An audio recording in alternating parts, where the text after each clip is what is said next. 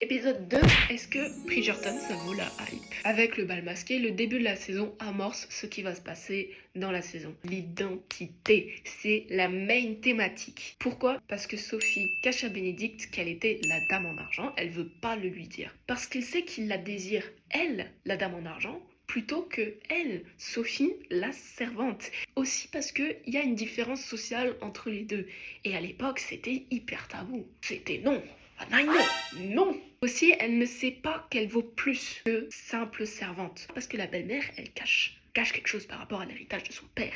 Parce que pourquoi le padre il dit je vais te protéger, ne t'inquiète pas, je m'occuperai bien de toi. Et il ne lui laisse rien. La cocotte là, Aramante, elle lui cache des choses.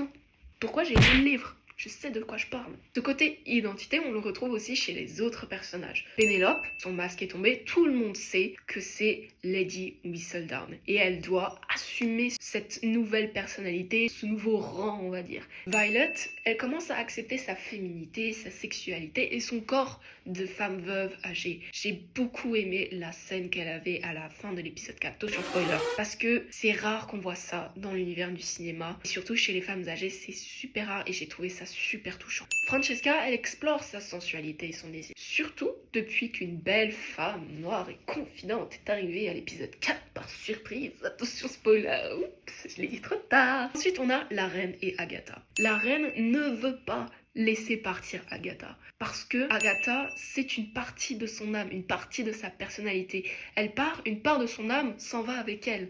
Donc elle veut éviter ça à tout prix. Et chez les hommes, il n'y a que chez Bénédicte qu'on peut vraiment parler d'identité. Peut-être un peu Grégory, parce que lui, il est arrivé et tout de suite il a dit une petite poussée de barbe. Faudrait que j'aille me la couper, tu vois, faudrait que j'aille chez le barbier. Alors qu'il y a bientôt encore. Mais chez Bénédicte, grâce à Sophie, il ne se voit pas comme le deuxième vicomte qui remplace le premier vicomte qui est parti en Inde, mais comme un artiste. Personnalité qu'il a dû refouler depuis, je crois, la fin de la saison 2, si je ne me trompe pas. Attention, ne venez pas m'attaquer, mais débattez-le plutôt dans les commentaires. Follow me pour le 3e épisode. J'ai l'air des pieds comme ça.